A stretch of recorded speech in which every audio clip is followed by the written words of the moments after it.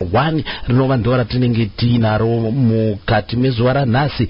Regai ndichingamidze vese vari pachirongwa pachivara, ndoramba ndichingotenda Mwari vanotichengeta nguva dzese, vanoita kuti tisangane misi yese nenguva. Saka zvazvikuitika panapa ndinoda kuti nditore kambo kanonzi kutenderera kubva paalbum Big Size, asi tichange tiri kunyanya kukurukura takatarisana nealbum rinonzi Resurrection Chapter 1. Ndakazochiwana chikomana chinobuda nemuchinhoyi umo, mukoma Brian Warambwa Extra Force International ndo watinenge tinavo. Saka tichimbofanira kugadzikana kudai zvika, rega tinzwe kambo kanonzi kutenderera kubva paalbum Big Size.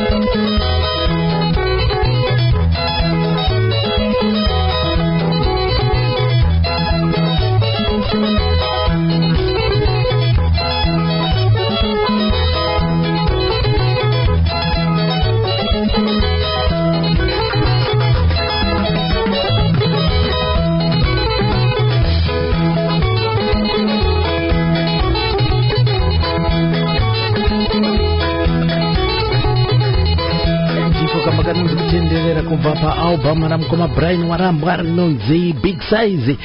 Ndo album randakanyanya kufamba naro gore rapera iri ndisati ndazovabata ndichibva ndavabata pandiri kuvabata vane album iri tsva sekutaura kwandaita rinonzi Resurrection chapter 1 ratinova ratiri iro ndo ratichange tiri kukurukura nezvaro uyezve vakandiudza kuti ratore chitatu nekuti vane rimwe rekutanga rinonzi Ndiringe. Ndakasingamboziva kuti vanaro rinonzi Ndiringe inini zvese izvi kandakuvhura hangu hapo asi tichange tiri kuzinzwa mukukurukura navo mukoma Brian Warambwa. Vari kutibata tiri pachirongwa uchi pasina nyuchi chamunonzirwa neMafaro Chete Promotions neni wenyu Mushamarari Mafaro ndiri kuno South East of England.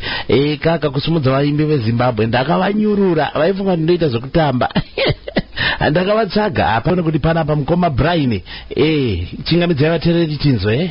Tinokuchingamidzai mose vateereri vedendera vanonditsigira vose tichingoti makadii mose kumatimana enyika dzose. Ndinokuchingamidzai mose mweya udiyese titi makadii vateereri veExtra Force International. Mukati mezuva ranhasi ndichange ndakabata album ravo rinonzi Resurrection chapter 1 ndo latest ravakabura gore rakunopera iri rakatakura dzimbo 1 2 3 4 5 6 kekutanga kanonzi Kwedu Kumatongo, Lembekani, Mabatikana Nei, Mwana Wedangwe, Professor AT nashingirira. Saka zvakuitika panapa toda kuti tinzwe kambo kanonzi Mwana Wedangwe. Mukoma Brian mungade mungotiti mbichana here kuti zvakauya sei kuti muzoboda nekambo kanonzi Mwana Wedangwe. Right, kambo kekutanga kanonzi Mwana Wedangwe.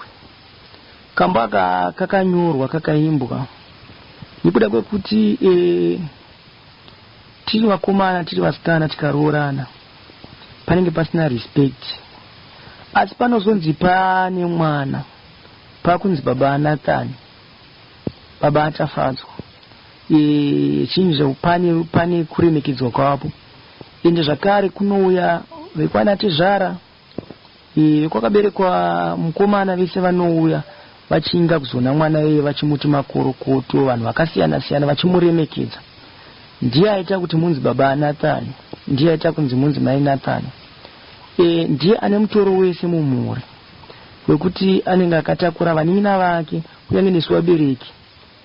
Anenge akatitakurawo nekuti paatakurawo acharangarira kuti kuna baba achatichengeta, acharangarira kuti kune vanina vangu achavachengeta. Saka ndosaka ndakazoti pane mamwe malines andakati ndivo baba vemusha mwanakomana. Shuwa mwanakomana ane mutoro wakarema mumhuri, mhuri yese, vanga vana bamunini, vanga vamanzi tete, vanga anyone ari mumhuri iyoyo anotariswa nemwana wedangwe.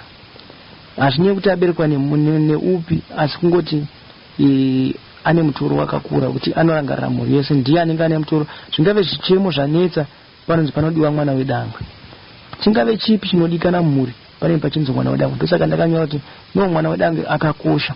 Zvakare pane challenge yakaitika pana mwana wangu anonzi Nathan. Takafara zvisingaiti tazopiwa mwanakomana anonzi Nathan mwana wedangwe.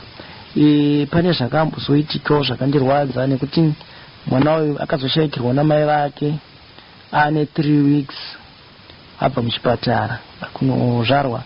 Saka ndakamuimbira songo ndichimurangaridza kuti mwana wedangwe, ngatifarirei mwana wedangwe ndiwo baba wemusha. Nekuti izvozvo kunyange ndikazoita imwe mhuri, Nathani vanoenda kuna Nathani vachichema zvichemo nekuti ndiwo baba vanenge vasara, vanenge varipo. Mukoma Brian, tine urombo chose nekushayikwa kwemudzimai, kushayika kwavakaita.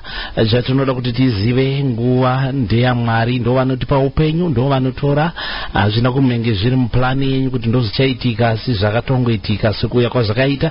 Ndinokutendai kuti makazvigamuchira mukaita move on. Nathani ndinoziva dzimwe dzenguva anenge achizoziva kuti akabarwa naamai, muchizomurondedzerawo mukufamba kwenguva.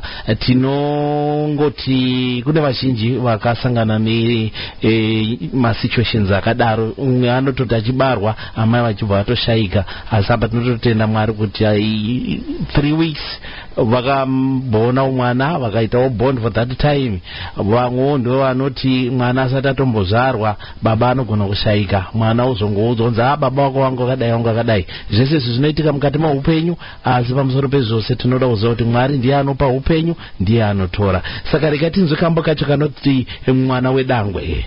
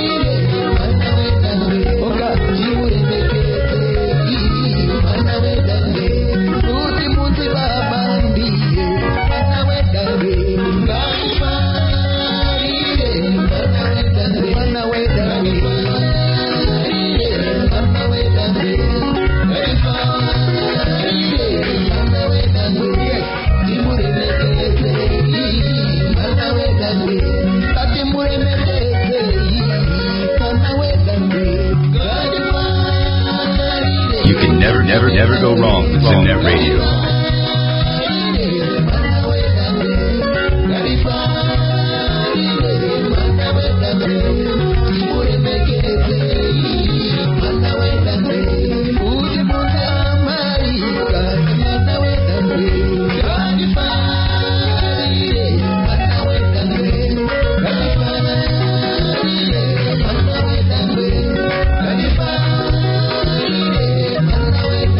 Yes,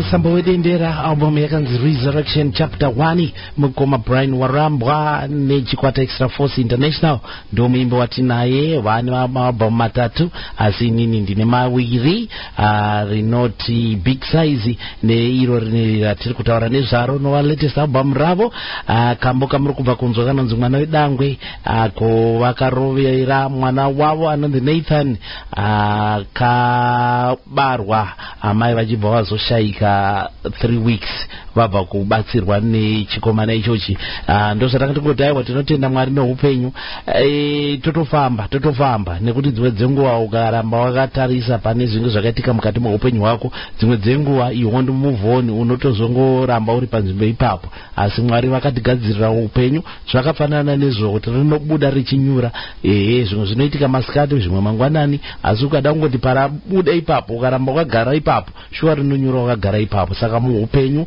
regardless yemasituations atinosangana nawo munhu you have to move on nokuti ndo upenyu hwacho ipackage yacho ine zvakasiyana siyana mukoma Macheso I remember achizotaura sikanzi upenyu zvakafanana nekuti munokwira mubhazi asi makwira mubhazi hamuzi mese muri kuburikira pai panzvimbo imwe chete umwe akasvika pake paasvika aburuka umwe akasvika paakasvika oburuka umwe ndiye anoburuka kunogumira bhazi handimaona saka ndo zvakafanana noupenyu Mwari vane zvavanoisa mukati meupenyu hwedu zvakasiyana siyana ende panguva yakasiyana siyana. Right, mukoma Brian toda kuti titore kambo kanonzi Lembekani kaka batisai vateereri tinzwa kuti zvakauya sei nekambaka zvii zvamuri kutaura pamusoro pekambo ika kanonzi Lembekani. Lembekani taitaura kuti vanhu pamuno patinodanana tinenge tiri towirirana pakutanga rudo rinenge ruri moto ruchinyatsonakidza zvakanakisa tichidanana tichitotaura kuti yesimende unoziva kuti kunyange musikana wako asina kukwesha mazinyo usina kukwesha mazinyo motopanana makisi muchiwirirana asi zvinozoitika manje pane vanozouya veshanje vanenge varwadzwa nekuwirirana kwevaviri vachidanana ndovozofurira manje kuti iwo oputsa imba yako nemaoko ako woti aiwa kwangu murume ndomudaiso kwangu nini murume ndomudaiso ndomupa mufuira mufuira kusi kugona murume unotouraya murume wako nemufuira asi murume ukamupa rudo aiwa wakamusha wako unaoputsa musha wako unenge waita chinhu chakanaka but chiri kunetsa ndechekuti vanhu vari kuenda kumaprofita vari kuenda kudzin'anga vachifambira varume kuvapa mufuira unomupa mufuira oita achipota nemadziro haachakwanisi kuziva zvaanoita saka unouraya mufuira ndosaka ndakati mufuira wakashata unomuuraya asi nerudo uye chikuru chandirodza madzimai inhau yekuti murume akanetsa mupe rudo nekuti ukaona bhuru ropoya mumusha rinodya panext harina kuguta ndofunga ishona hombi yandataura ipapo vanonzwa asi murume ukangomupa rudo kupopota mufuira kuruwa ari haukusi kugona murume asi nerudo chete watomufuira unenge watomufuira nerudo taswaya ndakanyora songwe nekuti vamwe vanomhanya kutsotswa asi pakutanga apa maidanana zvakanaka mupe rudo sekupa kwawaimuita usina kukwesha mazino mupe rudo semapira waimuita uri kukovana nemusikana ziya monyatsoita zvamaiita ziya ndo zvinokona nekuti chinoitika ndoona dzimba zhinji dzinobhureka nenhau yekuti vanenge vakujairana hameno zvavanoita but inini tinoti aiwa chimborangadzana kuti mumwe wangu ngatidzokere paipaye patakadana tiri vaviri pasina vaya veshanji vaya uona kana rudo runenge ruri mumotomba munosvika kuchembedzana uye zvakanaka ndosaka ndakati nerudo chete watomupfuira ndaizama kuti vanhu munyatsoti rudo rwakakura mumba nekuti vana vamunozvara vanoziva kuti baba namai vedu vanodanana naivo vanoramba vakadanana hapana kusarudzana hapana vanoenda kwaamai hapana vanoenda baba vanokudai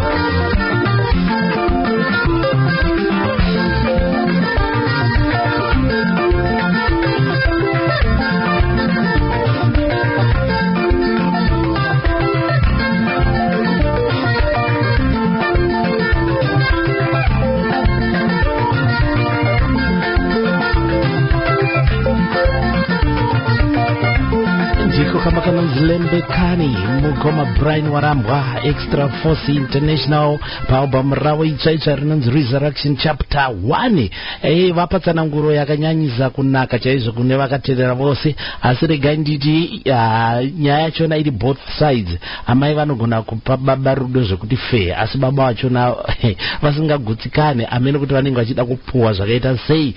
Saka nyaya yachona ndeyekuti tese both sides, murume nemukadzi ngati respect patakatanga kuonana ipo payapa usati wazofunga kuti pamwe ndauda kuita small house chimbozifunga kuti paunoita small house bye obva ati dai uriwe iwewe murume uri kupa mukadzi wako rudo kuita zvese sababa ya providing everything, obva wazonzaunza amai vane small house. Unozinzwa sei pamwoyo pako apa? Maita basa netsananguro kamba kana nzilebenkani. Ndina Mugoma Brian Warambwa ndiwati kurikura nawo pachirongo huchi pasina nyuchi, pachirongwa chino chamunopuwa nemafaro chete promotions vaimbi veZimbabwe. Chikomana chiri kusumuka 3 albums under his belt. Takabata latest album yawo inova latest album yechitatu inonzi Resurrection Chapter 1. Right, Mugoma Brian manzita dzinzwa tarowa mwana wedangwe tikarowa Lembekani vanhu vakanzwa kavoice kacho right. Saka manaba takuda kuti tichinyazonzwa nhoroondo kuti ndiani anonzi Brian Warambwa. Brian Warambwa akazvarwa mugore ra1992 uri musi wa8 January paChinoi General Hospital. Brian Warambwa akazvarwa mudhorobha reChinoi, asi akazokurira ake kumusha. Ndiko akakura akatanga zvidzidzo zvake mumakonde panonzi paNison D Primary School. Ndobva azobva ipapo akazoenda kuPraze kuWaires muri muMashwest kumakonde ikoko. Ndobva anoita atanga grade 4 kusvika form 4 yake. Ndobva azouya hake muHarare ndiJohn Kamure. Muri yatakazvarirwa takaberekwa tiri 8, 4 boys 4 girls, but kwakazoshaika mukomana nemusikana. Mukomana ainzi John na musikana ainzi Chengetai. Ini ndini last born mumba medu. Mazvita netsananguro yeupenyu hwenyu kuti makaberekerwa kupi, mumhuri mamakaberekwa, uyezve nezvinosangana nemunhu wese mukati meupenyu zvedu. Kune vamwe vakabarwa vari kana kuti 4 asi pamwe kwasara 1, vamwe vakazvarwa vari 10 kwasara 2, zvichingofamba nekuti Mwari vanenge vachiita semukati meupenyu hwevanhu. Tipirei zita rechikwata Extra Force International, zvakabva nepapi? Zita rekuti Extra Force International takatorofungawo kuona kuti Extra Force extra munoziva zvazvinoreva kuti extra zvinhu zvakawanda, force zvinezi kumanikidza zvine simba. International kuti international inoteerwa nemunhu wese, inobatanidza world yedu yese. Saka tikangoti anodendera musambo wekuti unoteerwa nenyika dzose dzakatipoteredza world yese. That's why takazoti extra kuti tawedzera tine simba tingati Force International. Tozataizama kuexpressa papa kuti vanhu vaone kuti Brian wacho ane extra neforce ari paInternational. Ndo zvandakada kuti ndizame kujekesera vanhu ipapo pamusambo wako wedu. Zvakanaka zvakadaro. Aiwa chikwata tiri kuzvinzwa kuti aiwa pane Extra Force zvezhuwa, ende musambo wacho unogona kutambirika kunzvimbo dzakasiyana siyana. Vari kuti bata tiri pachirongo huchi pasina nyuchi. Muna mafaro ndina Mugoma Brian Warambwa. Right, Mugoma Brian, mungade kuti basa kuti chikwata chakamira sei? Band redu rine vanhu vanoita 8 kana tiri kumashows. Wekutanga band leader ndi Brian Warambwa, achiteerwa naIson, achiteerwa zvakare naTembi Nkosi Mukwananzi Chamboko, achiteerwa zvakare naAlbert. Ozoya anonzi Yanji anoridza besi iyeyo. Kozoti last zvakare anoridza besi futi, ndine mabesman maviri. Kozoti Lord Shea anoisa mabacking vocals nekutamba zvakare. Kuzova bwana anoridza madrums, ndiye drum beater wangu, iye anoridza madrums. Kuzoya baba Tongo ndo leadman wangu. Zvakare ini ndinoridza rhythm guitar.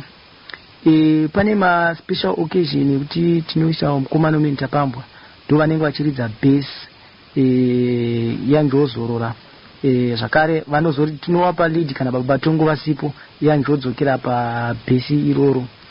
Ndo ma band members andinawo andiri kushandidzana nawo izvozvi ndo vakomana veextra force vavo. Nemumwe mufana wangu handongomuto blower dancer anotamba zvingaiti mufana yeyo ndinaye zvakare mufana anotamba kubendi kwangu. Na Nomo ndiye umwe futi ariko izvozvi. Naniko nemumwe mufana ndongomuti Niko, so Niko ndomuti Niko musoro wedendera aripo futi mufana wacho yeye. Titarise pane vamwe vaimbi vamunobata navo zvakamira sei, vatereri nevatsigiri, kana neniwo ndingada kuziva kuti mune vamwe vaimbi here vamakudyidzana navo?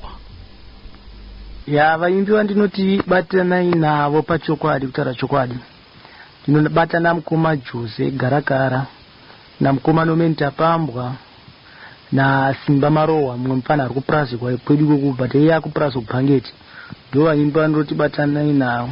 Muza zvinhu zvakangooma so kuti vamwe vaimbi vahombe ava vane mazita akura, ukatoenda uchitoda approach kuti amana ndongoitawo curtain raiser yenyu, vanotoramba vaimbi vavo vachitongokutsikirira mufu kuti utsakure. But no vakomana ava vanhu vekuti ndinobata navo pamaprojects ose andoita. Kana pamashows totoronga posta rangu notoona rakatonzi Brian Warambwa, Joseph Garakara, Nomenta Pambwa, Simba Marowa, Albert Guts. Mungade kutibatisa here kuti makatanga rini kudyidzana naDharanodza pamwe chete namukoma Jose Garakara? Muri vanhu vane ukama padhuze here kana kuti mungozivana mumagitari imomomo? Tiri papo Joseph Garakara naNomenta Pambwa vaiuya vachitondibatsira vakomana kuti Brian uri papi, project yako yapapi, kudzimara vazondibatsira nemari dzekuti ndichikwanisa kuti ndirekodhe. Vakabvisawo pavakabvisawo, Joseph akabvisawo chikamu chake, Nomenta Pambwa akabvisa, akati no, pamagitari tako kubatsira, vakandibatsira tikakwanisa kurekodha. Nanhasi even kana mumashows tinofamba tiri tose naJose naNomenta Pambwa, vanhu vekuti paproject yangu yose vanonitsigira, vanonisapota. Uyewo project yaJoseph Garakara yaNomenta Pambwa tinosapotana nekuti tiri muri imwe chete, tiri vana vanyamunhu. Zvakanaka izvi kupota vanhu muchigamana basa richitofamba. Right, regerai tiendere pamberi. Vatereri, ndina mukoma Brian Warambwa nechikwata Extra Force. Kutaura kwandamboita pakutanga vane maalbum matatu, asi ini ndine maviri, inonzi Big Size neine yatiri kutaura nezvayo inonzi Resurrection chapter 1. Tinoda kuti titore kambo kanonzi mabatikana nei.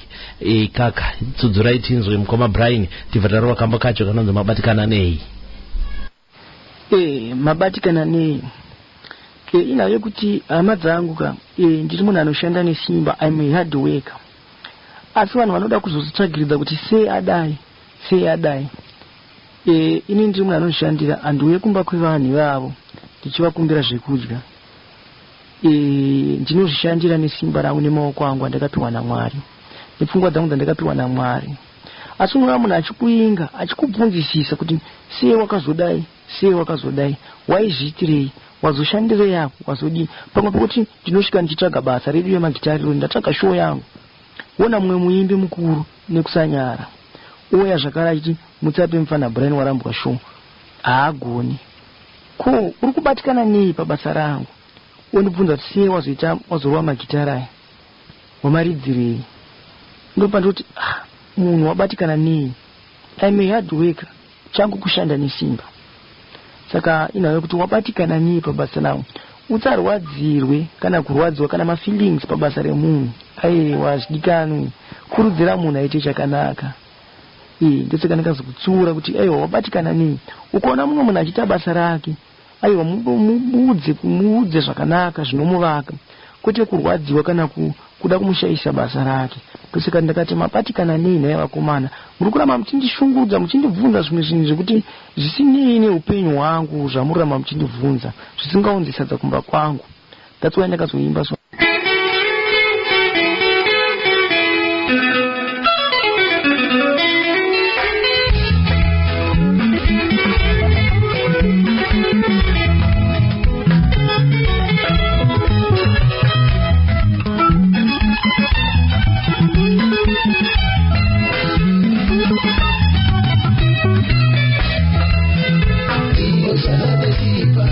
Iya,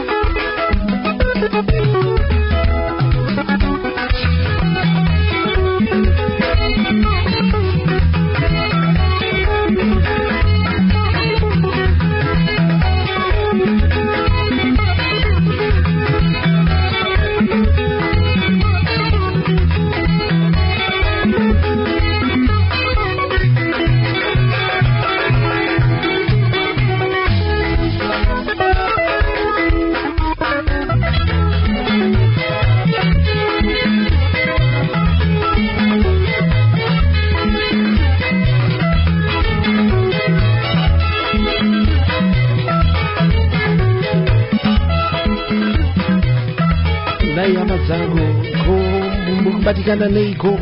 Ndiri munhu anozvirongera tunhu twake, ndiri munhu anomiramira ndichironga zvinhu zvangu. Ko mabatikana nei?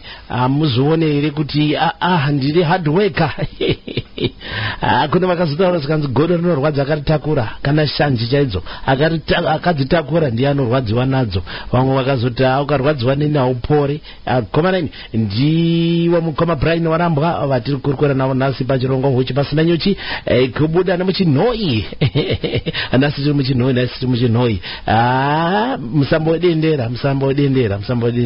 Right, mungada kunyatsoudza kuti zvakambotanga sezvo kuti muimbe izvi mumhuri kwenyu kuna imbawo here? Ndakangokurawo ndiri mufamily yanga isiri richi yaitotambudzikawo zvayo, but kungoti semunhu wakakurawo ari muunhererawo zvinhu zvaingorwadzawo muupenyu. Talent rekuimba rakangozvarwa riri mandiri. Ndaingoimbawo kubva pakutanga, tichiimba nziyo dzalate Chopa Chimbetu, tichingoteedzera nekuti mhomzi wangu mama wangu vaifarira kambo kekuti nyara rakachecheya. Saka ndo zvimwe zvakaita kuti ndivharire mitambo yangu ndiri kuimba wedendere uyu. Ndo zvakakonza kuti ndipinde mumusic industry, but vabereki vanga vasingadi kuti mara tizoparadzwa, vazotsakatika, vazoshayikawo. Vanga vasingafarire magitari aya. Asi ndakangoramba ndichishanda nesimba, ndichisenza muno muHarare. Nditori venda charo venda, ndotengesa tichisungaoneka nzuru, ndichitsvaga mari yekuti ndirekodhe. Mwari vatendera kuti mari iwanike, ndobva zvangu ndarekodha maalbum angu. Nanhasi ndichiri kungoitawo vending iyoyo, but tiringosungaoneka nzuru yemuZimbabwe nekuti zvinhu zvakatoma, mabasa acho haasi kuwanika. Kuimba ndakatanga ndiri grade 6, ndopana ndakunyatsogona kuti ndakuvakawo manzwi ekuti ndigone kunyorawo. Ndikambojoinawo kabhendi kanga kari kumaPraze, ndatoenda kuchikoro nguva iyoyo, kainzi Orchestra Namburiko, kaigara muVillage 4. Ndoma ndakamboti joiniwa. Vakomana vaitoramba kuti unidzidzisawo magitari, but ndaitodawo. Saka vakazoona kuti nomufana vanotonyurawo masongo. Ndobva ndanyorawo masongo angu, ndopavanga vakundida. Chirwa maresa vazitiri tese. Asi pavaifamba muzvikoro vachiridza vanga vakundidzvengawo, bhosi handichiriwo mudiki ipapo. Asi ndaitosimudza mafanzi ipapo, vanatoti akamwana akanokuratidza kanotogona kutoimba, kanotori netalent. Saka ndopandakazoti ndati muHarare, ndakasangana namukoma Nomenta Pambwa, ndikasangana namukoma Jose Garakara. Ndobva tamboti fambei pane zvavaiita vachirova yavo yemadhorero. Mukoma Nomenta Pambwa, mukoma Jose Garakara ndopaipisana idya banana. Tikati fambei, wakati iwe mufana unotori netalent, but rega titase tikubatsire. Ndobva vandibatsira vakomana vaGarakara naNomenta Pambwa. Vanandiitira utsine, ndinovatenda vakomana ivavo. Kunyange nhasi hapana program inoitwa naGarakara yandisingamubatsire, hapana project inoitwa naNomenta Pambwa yandisingaziva ndisingamubatsire. Even kana mhuri dzavo dzinotoziva kuti kune munin'ina wedu anonzi Brian. Saka ndo vanhu vakandisimudza kuti ndisvike pandiri. Ndakamboendawo kune mumwe muimbi weVuka Boys ainzi Shepard Chinyani naAna Padika Musakara vanoimba wedendera. Vanhu vekuti vakandivhara, vaindidyira mari dzangu vachindinepera kuti tinorekodha tinodii. Zvinova zvakarwadza naNomenta Pambwa naJoseph Garakara. Mara vakomana naNomenta Pambwa naGarakara vandibatsira. Ndobva taumba ukama hwedu hwakatosimba. For information tandisingazivi kuti nomeni womukoma wangu naGarakara. But pakuzobvunzana kwatakabva, ndopatakatoona kuti inga ukama hutoripo hwakatosimba kuti hwekujoinidza. Ndopandakatoona kuti nomeni mukoma wangu, Joseph Garakara mukoma wangu. Ndopandakatoona kuti titoriwa neukama. Saka ropa rakanhuhwirira, zima ratabatsirana, taita chinhu chimwe chete. Maita chose kutitsanangurira kuti tizobuda nekuzivawo kuti mukuzotaura kwamakaita pamwe chete namukoma Jose Garakara pamwe chete naDharanodza, pakatozooneka kuti inga zvamunenge muri hama nehama ndo zvazvinoita zvakawanda zvinobatanidza ukama. Regerai nditi mhuri yeZimbabwe makungozinzwira kuti mukoma Brian vataura vega kuti vanongomhanyisana mhanyiswawo nemapurisa ekanzuro vachitengesa nekuti mabasa acho hakuna. Zvino munhu kana abuditsa album rake rakadai soka, it's better kuti tiite pay off nekutenga OGs, kutenga direct from him kuti waone chokubata, nekuti sure munhu anoraise mari mastudio fees nekuita vending vachitengesa mumastreet maHarare. Zvinhu zvakaoma. Ndinodaira kuti kana kune vakateererawo vangangonzwawo kuda kubatsirana nevaimbi vekuZimbabwe, it might not be Mukoma Brian asi vamwe munongonzwawo nekuti vazhinji vamwe vari kutsawa kuti zvinhu zvibatane. Right, Mukoma Brian, mungati kutibatisa kuti musambo uri kugashirwa sei? Musambo dendera kawe, saka platform makaiseterwa, but imimi manje mapinda manje vanhu vakuziva kuti kune mhanzi dzekurohwa naBrian Warambwa, vari kudzitambira sei? Ya, manzi yakagashirwa zvayo, vanhu vari kugashira zingati ende vari kufarira musambo wedendera. Ufanike album irori rinonzi Resurrection chapter 1. Vanhu vari kurifarira zingati. Maalbum pane matatu, Ndiringe, Big Size na Resurrection chapter 1. Totarisa pakunyorwa kwemhanzi apa, munozvipiwawo sei? Muri munhu anoona mararamiro evanhu here, kana kuti mune kwamunenge mazuwana, pamwe maverenga newspaper, pamwe maverenga maBible, kana mheno kuti zvamasangana nazvo ipapo zvabva zvaita zvokuti mubude nekambo? Mungade kuti tsanangurira kuti zvakamira sei ipapo? Mumhanzi handite zvekunyora, inongouya yoita sekurasi. Yauya nichimba sekurasi nichingodai so ndazorora paipai ndakutoirekodha mufoni. Tarekodha mufoni, ndakutoenda mustudio ndakutoita se ndakutoimba. Ndo zvinoitika. Like papa patiri kutaura ndinogona kutomuka nditori nesong yekutoti kana kutogadzira song ndozvandorekodha nefoni. Zvinongorarama musituation yakaoma yeunherera, pfungwa dzinenge dzichivhiringidzika nezvakawanda. Saka ndongoitawo zvekuimba iri kurasi. Ndangoyo chingobatanidza ndikuonawo zvinenge zvichiitwa nevanhu, mararamiro atinoita sevanhu. Pane zvatinoona mudzimba, mumagariro mese tinoona zvatinoona. Saka ndikuona kuti patidai apa vadai so vanhu kuti upedze zvakadai zvinoita zvakadai. Kudzimara ndakutoimba yatosong ipapo. Pane pakaungana vanhu ndakutoimba nekuti ina ndisarudza kuti zvandiri musician, zvandiri artist, ndosarudza kuti ndinofanira kuwanika kugroup. Ikoko kuna vanhu vakasiyana ndichipinda nekuti zvandinoimba ndo zvandinotora kuvanhu vandenge ndisangana navo. Uye kuti tidye ndo vanhu ivavo, saka handisarudze kuti zvakamira sei, ndo pandirongoro makora zangu ndichitobva ipapo. Like zvakaitika pane rimwe song inonzi Lembekani so. Tichazomboa titaura. Zvinotitore nguva, but kana munhu uri masviri hazvikutorere nguva, nekuti mumwe mipi unogona kuti kana tuma album kadzara tuma album, asi chinozotitore nguva inhau yemari yekuti tipinde mustudio, nekuti mustudio hatipinde mahara kana nechikwereti, tototanga tatobhadhara mari yakakwana. Ndiri seni zvangu ndichizvimirira saBrian, kwete vamwe vaimbi, ndichizvimirira saBrian Warambwa, ndinogona kuita kana 3 maalbum pagore, nekuti zvangu zvinongoita kuuya zvinodururwa naMwari, nekuti hapana pandinonyora nziyo yangu ndototanga kutongoimba iri chorus ndakutorekodha nefoni yatovechi yato nziyo yakutogashirwa.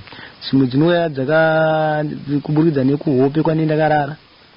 Ndinorota ndinowamwe wakuru wedendera wandenge ndinawo, wobva wandipa chimuti kuti hanomufana chishaura dendera, ndoshaura dendera. Like pana Resurrection chapter 1 kwedu kumatongo chiroto chakauya icho chichi, mbanda tichenda kustudio mangwana kuti tinorekodha, ndikati amanaka pasongo inonzi Reva Chokwadi hatichakwanisi kuita kuimba, takuisa kwedu kumatongo nekuti ndo yakauya iri kuhope, nanhasi iri kusumudza mureza iyoyi inonzi kwedu kumatongo. Ndo zvinoitika, but vakashandawo nevaimbi vanonyatsoridza, vanonyatsokwenya magitari parekodhi, maprofessional vanonyatsogona chaiwo chaiwo. Hazvikutorere nguva nekuti ukangoimba rwiyo rwako vatofunga magitari akuiswa nebhiti racho. Sezvo ininiwo ndiri mumwe anoridza chiridzwa ichocho, tatotawo mana ngatiisa bhiti zvakadai so tatoridza magitari. Saka zvinyanya kutora nguva, chinozoita kuti nguva itoro inhau yekuti mari yekupinda mustudio ndeinenge ichinetsa, saka zvozoita kuti sekuti itore nguva. Totarisa apa nhau yemashows nekuti ndo zviri kutoita kuti vazhinji vawane chekuti dzvi. Zvakakumirirawo sei pamashows apa? ya mashozi tinoita uye zvakare vanhu vanototigamuchira zvisingaiti, vanotofara kutoti no ndiye brain wacho watinongunzwawo mumawairis, vanofara zvisingaiti. But pari zvino takamira because mari yedu yese iri kuperera kuinstrument. Handina kana gitari, handina kana microphone. Saka zvose ndinohaya. Kana ari mari yesound ndotonobhadhara mari, ndobhuka studio, ndinoridza ndiri kustudio. Kana taakunoridza ndochadzwa pamwe tindawana show $300. Pa $300 ipapo inenge iri kana out of Harare. Ndohaya instrument $90. Ndobva ndanzi transport, ndobva ndanzi $100. Saka unotozoona kuti uruzonetsana nemajesman wemagitara wacho kuti una mari yari kuchipa sitapatarara usiku hwese tichiridza. Saka ndakati timirei, asi dai kuti ndawana promoter anokwanisa kunditengera mainstrument nemota dzekushandisa pabasa iri, aiwa ndinoona zvichienderera mberi. Vakandipa nguva yekuti vanditengera mainstrument, vandirongera mashozi, totaura zvinhu.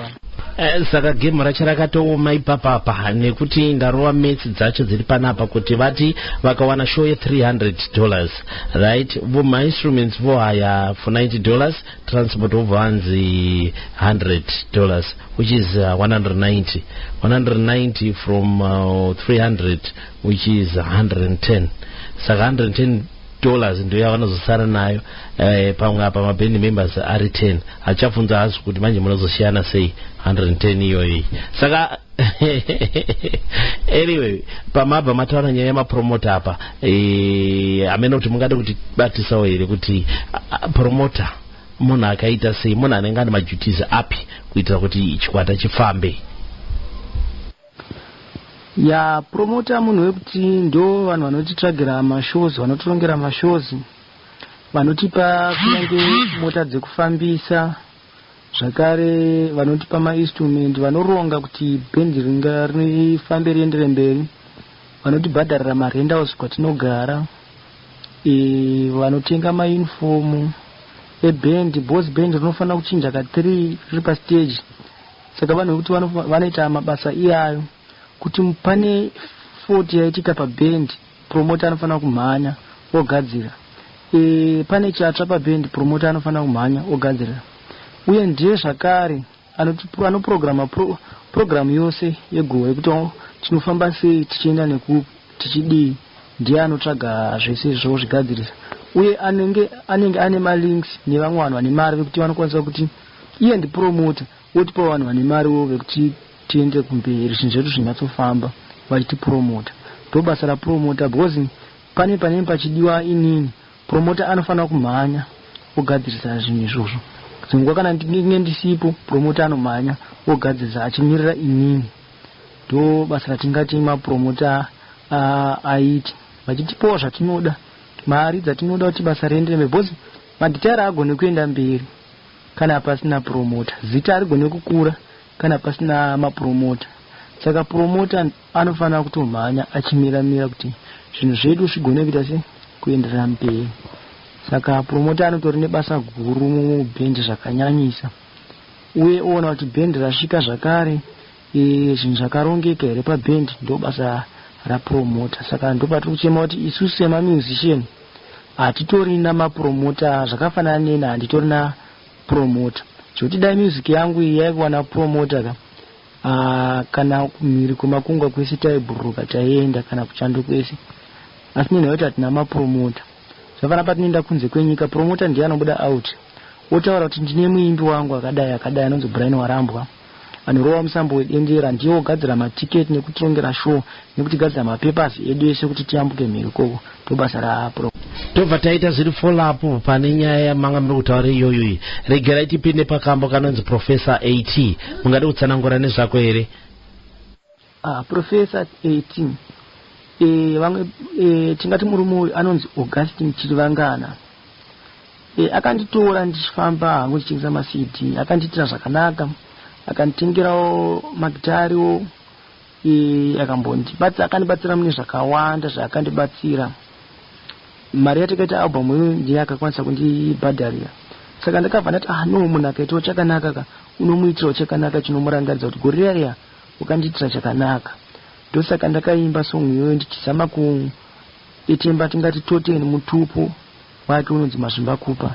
Chidau chawo chandaita ndichimurangaridza taiwa Mazvimbakupa mune kupa kunenge kuramwa makandipa mari ndikarekodha mukanditengerawo mamwe magitara ndinoshandisawo kumbatso aiwa ndizvo ndinotienda izvo ndosaka ndakamuimbirawo murume anonzi Augustine Chivangana anopa zvisingaiti ane mwoyo wakasununguka plus anofara tatsoa ndikamuitira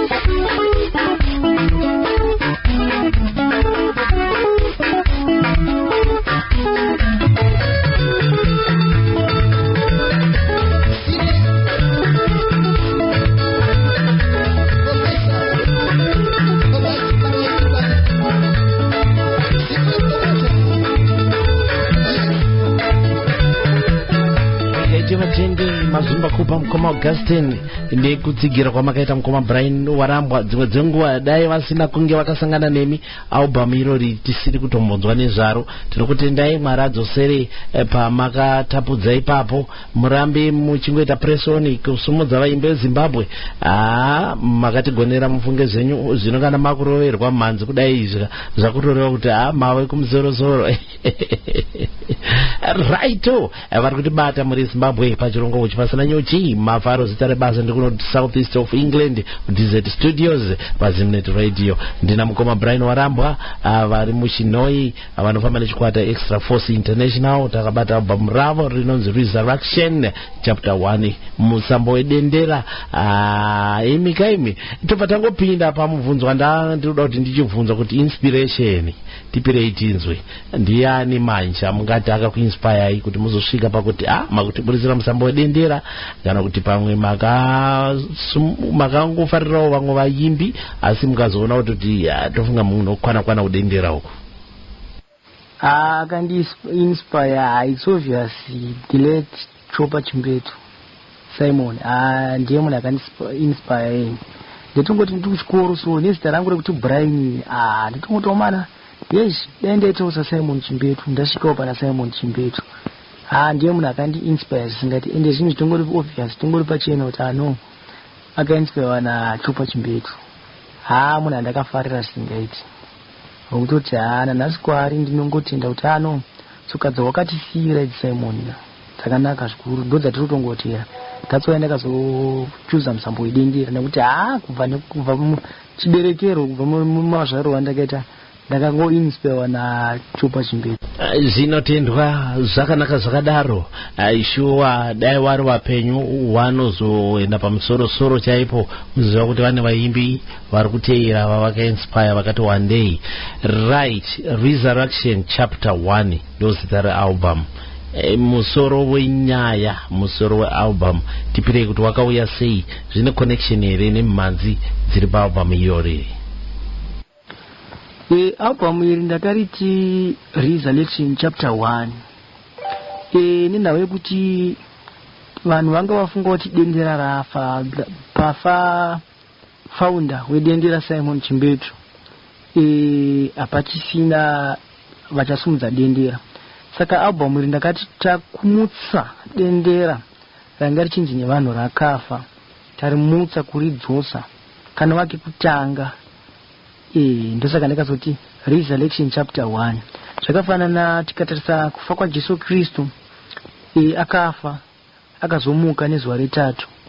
Saka Simon kufa kwaakaita haana kufa nedendera, dendera rakasara. Ndosaka takazorisimudzira isusu vana Brian Warambwa.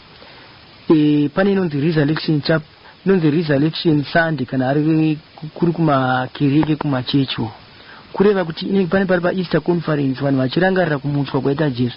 Saka patiri kurangaridza vanhu kuti dendera harina kufa, tarimutsa. Ndosaka takatipa theme kana dinginjira katingati ndio zita realbum racho kuti Resurrection chapter 1. Chapter 2 ichauya kuti kwazomutswa dendera kechipiri nekechitatu. Then basa rakufamba richingoenda rakangodaro. Nekuti vanhu vafunga kuti dendera zvakafa Simon hapana acharidza. Saka isusu kumutsa dendera iri kuti harigoni kungoriti roridzwa nemhuri yekwaChimbetu, nesu tisiri yekwaChimbetu tinoriridzawo dendera irori. Ndosaka takarimutsa dendera kuti dendera harina kufa, dendera ramutswa. Wanga wane mubvunzo wakafanana neiwo wandabvunzawo tofunga tese tapindurika. Vari kutsanangura kuti aiwa kumutsa dendera kwete kuburikidza nekuti rinorohwa nemhuri kwaChimbetu chete, asi nesuwo isusu tisiri wekwaChimbetu tinokwanisa kurova musambo wacho Resurrection chapter 1. Saka hanzi chapter 2 chapter 3 dzichauya. Aiwa tinozitenda zvinoratidza kuti zvine connection mhanzi dzacho musambo wacho zvese. Ratidza kuti vaimbi vanenge vaisa pfungwa dzavo pamwe chete onyasoburitsa inotsanangura yavanenge vachida. Ndo zvatinodira kuti tinge tine vaimbi tichitaura navo, nekuti vazhinji vamwe unenge uno mubvunzo weushauti kurakangonzi Resurrection chapter 1 sei, asi mawanza mukoma Brian vari kutsanangura kuti sei album iri vakati Resurrection chapter 1. Right, tobva tatarisa nyaya yemachallenges nemesa misoro. Pane zvimwe zvamataura zvamabata kuseri kukwata mukurukura uku, especially panyaya yekunorekodha, nyaya yemainstruments and all the stuff. Ndega tichiona kuti pane zvimwe here zvamungati zviri kuvhiringidza basa renyu. Musambo wemuZimbabwe yatinoimba yesungura dendera, musambo yakanaka chose, asi chinhu chimwe chiri kutiuraya inhau yepiracy. Nekuti dai pamba pasina piracy, music yedu yaifamba yaenda mberi. But chinonetsa ndechekuti munhu anoona music mustreet ichiita 50 cents, ita $4 ma-CD, nerangu rinenge richinzi $. Saka ndoti beta nditenge musigba dai zvabhanwa zvepiracy. Nemamwe zvinenge YouTube ariko munhu anongodownloada, aachatenge CD kumuimbi. Yai music yedu yairemekedzwa zvaimboitwa kudhara, vaimbi vakudhara vairarama nemusic, but izvozvi kurarama kwacho nemusic usina chimwe chekuita, unofa nenzara. Takutoda kutoti dai kuri kunzi tawanzirwa mashow akawanda, mapromoters akawanda, muimbi anorarama, muimbi anosimba. Kuti ukarikumbirawo music yaBrian Warambwa, tokutumirawo nenhingiriki, tokutumira paWhatsApp yedu, wochiisirawo marume iko cash. Zvinhu zvinonakidzawo zvokuti ndikaonawo kana 10 vaimbiwo, ndikaona 10 vatsigiro, ndikaona 10 vatsigiro vachikandawo kana $3 $5 noraramawo. But manje nenawo nekuda kwepiracy, zvinhu zvokuti uraya, plus nawo yekuti mazita edu achiri madiki asati asimunzwa, vanhu vanozoramba vachitarisa vane mazita makuru ndiwo vanenge vachitora. Ndosaka tichema kuti dai tawana promoter anopromota Brian omusimudza kusvika akurawo, zvinhu zvinenge zvakanaka, nekuti tiri vadiki tichangopindawo, tiri vana tokutodzidzawo. Saka tikaonawo promoter, dambudziko rinoita mapromota anoda vaimbi vakuru, ndo vanonyanya kusumudza. Isu vana vechidiki havasi kunyanya kuti tarisawo kuti kune mwana anonzi Brian ada kusimudzwa. Saka kuchemawo kuti dai kuri kunzi music industry yedu yaremekedzwa, kuti wose anooneka achitengesa CD zviri pamutemo osungwa, wose vanoridzawo mungave mumabhawa vachiridza mumhanzi kana mese munoridzwa mumhanzi, vachibhadhariswawo mapercentage avanotorerwawo, zvoita kuti tichipiwawo vaimbi, zvinoita kuti tiraramewo. Mhuri yeZimbabwe tiri pachironga uchi pasina nyuchi, pandiri kukurira mukoma Brian Warambwa veExtra Force International. Takabata album ravo rinonzi Resurrection Chapter 1. Yes, mabata zvakati wandei panyaya yema-challenges.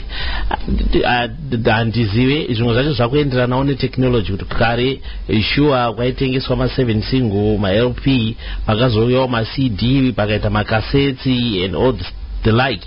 Ezinezi manzi ikangoiswa pakompyuta, change to format MP3, vanhu vakutoita sei, vakutotumirana. Saka zvimwe zvacho zvikuenderana netechnology, asi shuwa chakanyanyisa kunaka ndechekuda kuti wawanawo album remuimbi kana watumirwa, ingotsvagawo kuti muimbi wacho ungamuwane sei, even $1 chairo ukamutumirawo $1 anokwanisa kuwanawo chekuti zvofamba. Ngatisimudzane, tisapotane. Right, mukoma Brian, tikuda kuti titore, ndiri kuda kuti ndinzwewo kubva kwamuri kuti dendera musambo wakazvimiririra, muchitarisa nemimwe misambo iriko mukore uno, dendera mungati iri papi? Zva zangu kuti album renyu maiti Resurrection kurimutsiridza, adding on to the chimbetos variko, but imimi muchitarisa musambo wedendera uri papi comparing neimwe mimanzi iri kuridzwa muZimbabwe pazuva ranhasi? Dendera music itori pamusoro kana ndakazvitarisa pane manzi imwe inoridzwa, nekuti dendera mukatarisa chirupa yakaridzwa nana Simon, pane nziyo dzakaridzwa kuma-80s nanhasi dzikaridzwa dziri kutambwa zvisingaiti. Saka ndoona kuti dendera music iri kudiwa zvisingaiti, itori pamusoro, ndo vanhu vanotoida, yakatodzika midzi kuti dzikiti izvozvi dendera music. Vanhu vanotaura kuti zvemagitara aya kwakudiwawo zvechirungu, but aiwa dendera hariperi, rakatodzika midzi. Ipapo ndo paratodzika midzi kuti dzikiti. vari kutibata vese muri kungozvinzwira hanzi dendera randopa rakatodzika midzi kuti dzikiti ipe zvava zvatiita kuti tiide kuti tinzwe kambo kanonzi shingirira kubva paalbhamu ravo iro riri Resurrection chapter 1 mukoma Brian Warambwa Extra Force International. Shingirira ndinoona vanhu vakawanda vanoda zvinhu zvakanyanyisa, uye kana umwe upenyu hwavanorarama hausiriwo hwavanenge vakatarisa, hausiriwo hwavanenge vakatarisira, vanenge vakatotarisirawo zvimwe zvisiriwo izvozvo. Tinoona kana dofo rinoda kutogona, udofo uyu hausi kuda varume, vanenge vachitodawo kugona, asi zvinoramba. Kana vanhu vasina dzimba vasina kuroorwa vanenge vachitodawo misha, asi zvinoramba kuvazhinji. Saka ndosaka ndakati tsungirira, shingirira, kumbira kuna tenzi zvinoita. Anogona zvose, anopedza matambudziko ose, ndiye Ishe, ndiwo Jesu vari kumusoro kudenga, ndiwo Mwari vanopedza izvozvo. Nokuti tikasasara akashingirira asina mwana, asi akazopiwa mwana achembera. Saka ukashingira ukakumbira kuna tenzi zvinoita.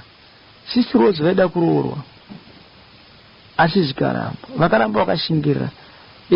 Online Rose yandaimba ndi Rosemary mama wangu, panewo pavaida kuroorwa nababa wangu uchinzwawo mahesti, zvaitorambawo nevachida kutororwa, vaitonzi haifanira kuroorwa, asi vakaramba mai vangu vakatsungira vachinamata, vakapiwa mukomana wavo anonzi Silas Warambwa, dzimara vaitawo vana.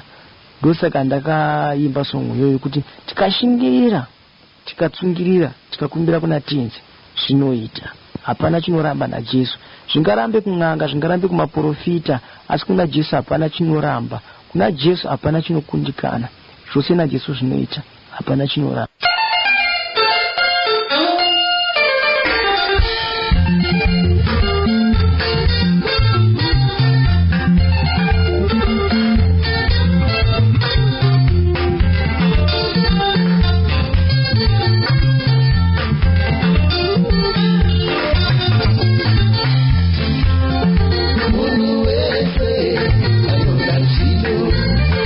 Asuma shiki, kasura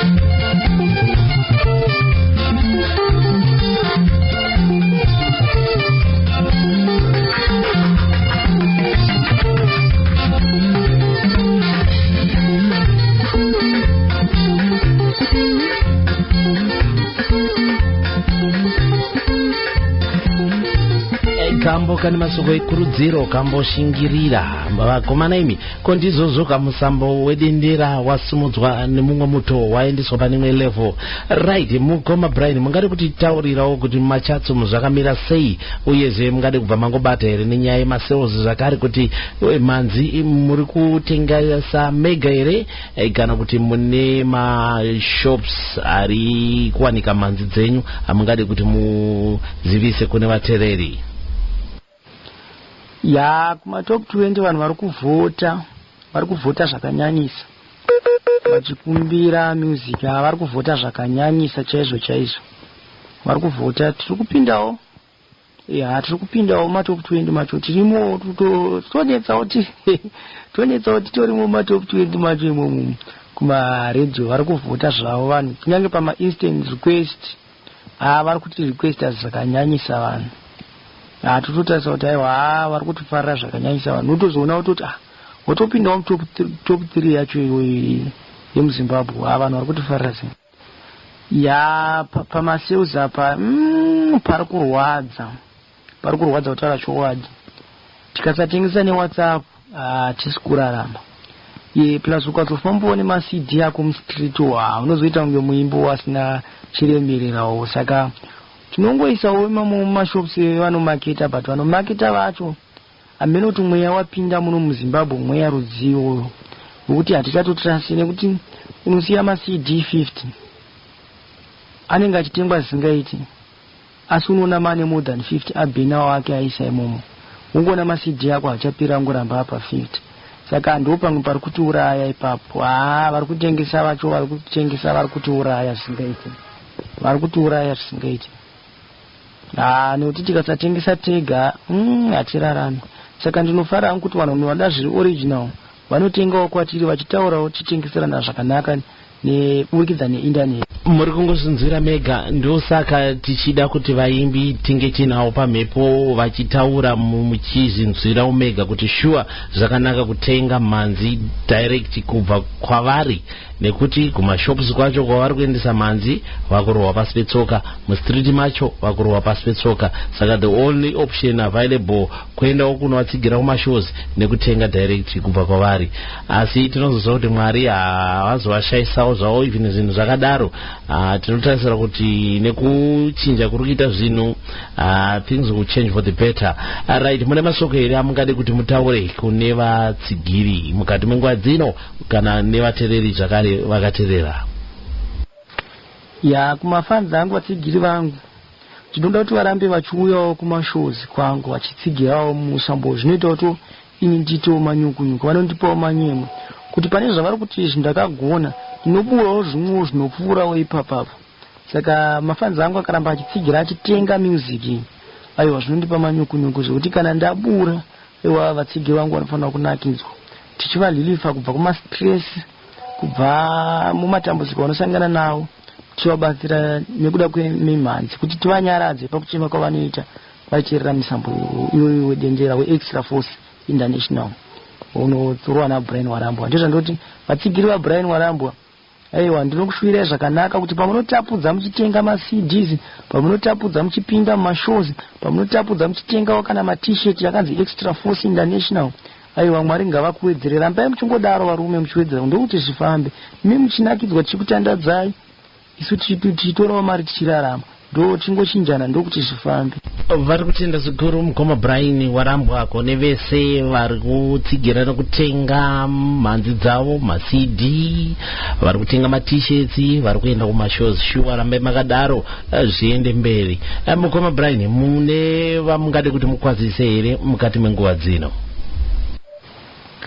Right, vanikade kukwazisa zvikuru kwazvo. Ndinoda kukwazisa kutanga kuna DJ Mafaro nema DJ ose ari mukati menyika dzose dzakatikomberedza ari muZimbabwe neari kunye dzimwe nyika dzose.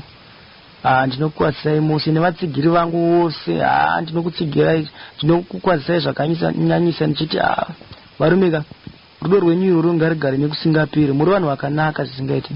You are beautiful people. Makanaka zvisingaiti vanhu imi ndokutendai zvisingaiti vatsigiri vangu. Ndichizokwazisa zvakare muri yose kwawarambwa nevakandibereka ndinovatenda kunyange vasipo, but ndinovatenda kwavari ikoko. Tingave tisiri pamwe chete, asi mumweyamo mhepo titori tose. Ndinovakwazisa zvakanyanyisa vakoma vangu Sidwell, Justin, Precious, Epiphania naRoda.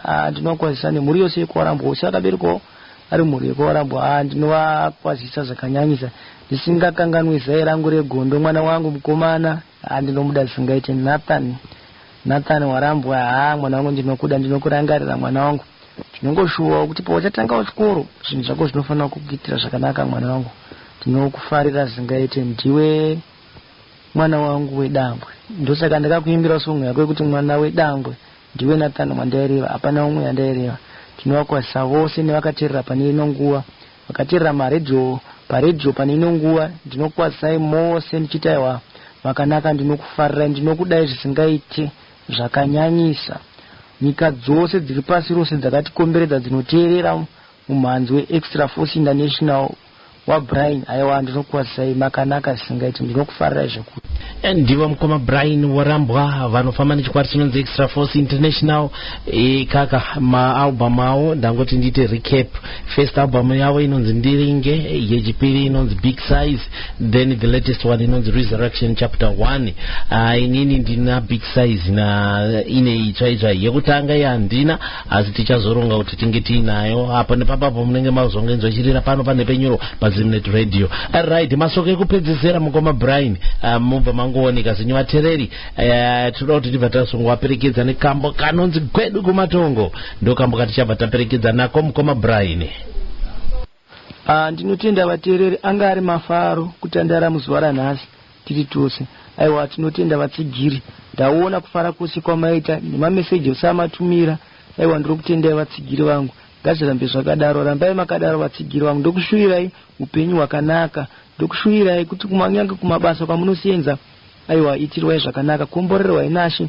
Ndoti vatenga CD raBrian warambwa, vatenga music yaBrian warambwa and Extra Force International, komborerwai, itirwai zvakanaka uyange nemudzimhuri dzenyu. Zvitemo zvenyu zvamunoda, aiwa, makasununguka kuti tumira panhamba dzangu dzefoni dzinoti 0714893533. Tichadzokora zvakare 0714893533. Zvichemo zvenyu ndinopindura. WhatsApp yangu ndiyo namba iyoyo, ndo line rangu rebusiness. Tinopindurana tichitaurana tichinzwisisana zvamuri kuda zvose ndokuita. Ndichitenda zvakare mukana uno kuva na DJ Mafaro. Aiwa, ndaona vane mufaro zvisingaite ende vanofara DJ Mafaro. Ndinokutendai DJ Mafaro nekundinyurura kwamanditora kuno kuZimbabwe muchindi interview. Aiwa, zvakanaka zvisingaite, ndafara zvisingaite. Mufunge DJ Mafaro kuti muitirwe zvakanaka, Mwari vakuitire zvakanaka pabasa renyu ramunosenza. Pamunofamba mugogwa yamunofamba munetsaona, asi ndongonamata ndichiti kuna Mwari, dai vakuitira zvakanaka, dai vakunzvengesai mune zvakashata zvenyika yose. Muitirwe zvakanaka, vakupe mazuva mazhinji ekurarama panyika. Muchengetwe, mhuri yenyu ichengetwe naMwari. Amen. Kwedu kumatongo, ishona yandakanyora ine udzamu. Ipapo ndakarota ndiri kwedu kwatakazvarirwa kumatongo kumakondo, tichidya uchi hwegonera. Ndairambidzwa nehama dzangu kuti ndiende ndiri kuhope chiri chiroto, asi ndaizopopota nchiti hama dzangu ndiregedze ndiende. Asi pashona uchi hwegonera hwairehwa ipapo, dzinozodudzira hope dzo dzichitaura kuti aiwa, ndo musambo wedendera ndo uchi hwegonera hwatiri kudya. Ndosaka ndakati ndiregei ndiende. Munhu kana ane chiroto chaarota achipiwa mapirwo aaitwa, musiye aite chiroto ichocho, nekuti kurota kukuratidza zvichikumberi zvakanaka. Ndosaka ndarota ndichidya uchi hwegonera kwedu kumatongo. Hama dzangu ndiregei ndiende.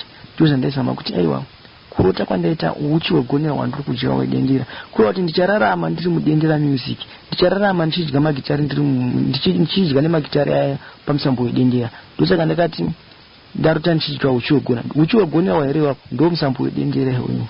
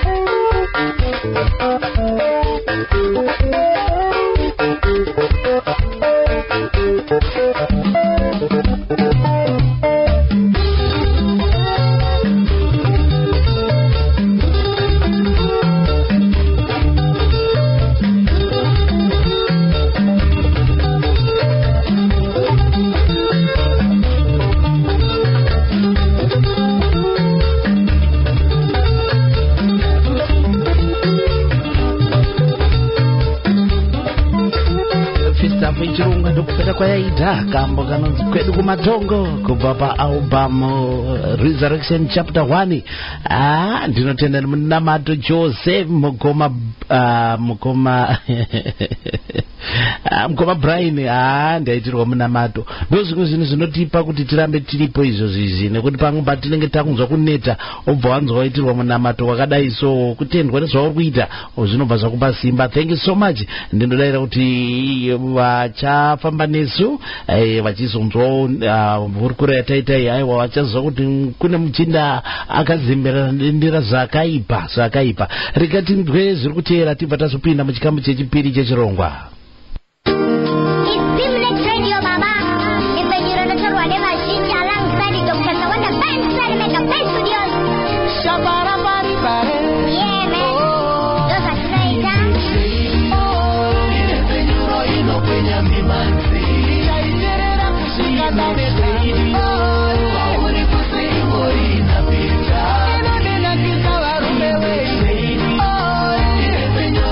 Kwenye mimanzi